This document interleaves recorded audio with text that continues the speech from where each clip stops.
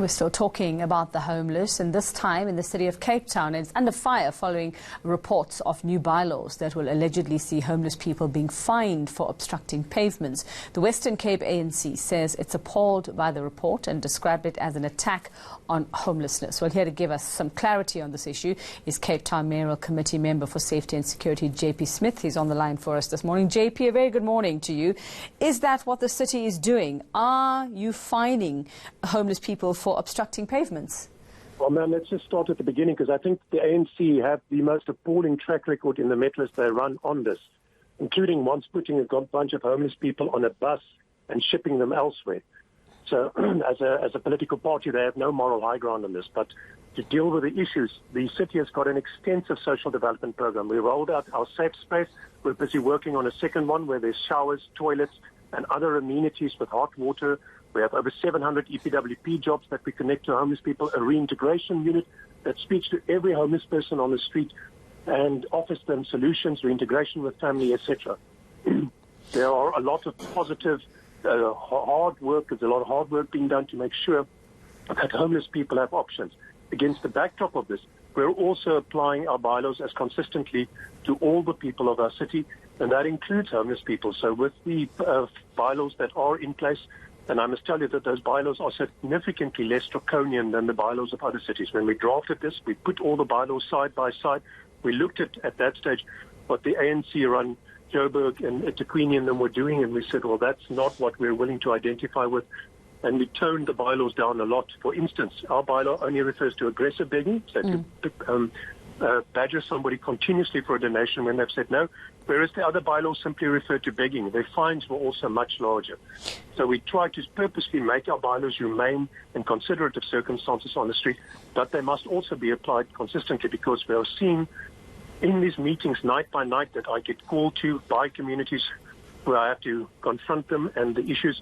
There are thousands of complaints through every possible medium to us around the situation with uncontrolled bylaw offences and homelessness on the streets. So we are trying to be more consistent in the application of our bylaw offences. And this means also with sensitivity, because when the displaced people's unit, for instance, goes out, they go out with a social worker that again offers alternatives even whilst we're doing the enforcement. So just so we're clear, JP, you are fining homeless people for obstructing pavements, but under the law that you say applies to everyone else? Well, every city has bylaws, and those bylaws have certain provisions. There are a couple of provisions that would apply to some of the things that homeless people often do. JP, I do understand that. I do understand. I just want a clear answer from you as to whether you are fining homeless people for sleeping on the pavements. As we do with every other citizen of our city, yes, ma'am. Okay, so I'm just curious to know, I mean, you speak of all these efforts, you speak of what options there are to them, there are out there for homeless people in the city of Cape Town, and I want to just find out from you, are they themselves aware of where they can go, and how do you possibly hope that homeless people are going to find the money to actually pay a fine that might be imposed on them for, you know, not being able or having anywhere else to go? So absolutely. Let's start with the options, because here we have done better than other municipalities by far. The city launched a safe space, which has helped 640 homeless people, connected many of them to jobs. We rolled out EPWP jobs, but we also connected them to permanent jobs through companies. We have over 30 NGOs helping us at that facility, and we're rolling out a second one now.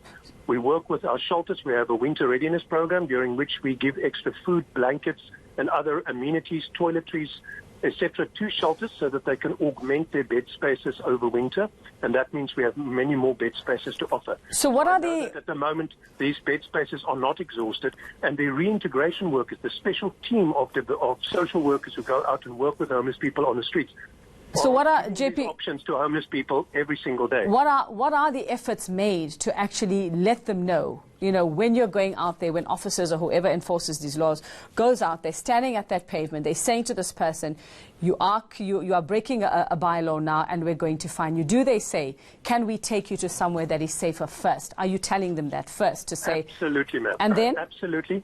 I've just explained to you before you asked me that question, I actually gave you the answer, and that is that the reintegration unit of the city consists of a lot of social workers, that go out every day and interact with homeless people. So these are people who refuse to move off the pavements then, even though you're giving them the options? We are, yes, ma'am. So we are giving people options all the time of reintegration or reunification with their family, of shelter accommodation, of employment, of other assistance, of counselling services. So that is a constant effort by that reintegration unit, and we track the statistics on that very meticulously because it's an important indicator to us. And a lot of people refuse assistance. And there are also two dynamics that have changed in terms of the number of foreign nationals that we now find among the homeless population and the number of parolees that are being released from prison by the Department of Correctional Services in their hundreds every week, which are joining the population on the street. And that is changing the crime dynamics on our streets quite substantially. It should be doing so for other cities as well. Okay. And that is something that we're also responding to because there's a new dynamic to this that has significantly changed the situation. Okay, thanks for that clarity and explanation there. That's the City of Cape Town's Mayoral Committee Member for Safety and Security, J.P. Smith.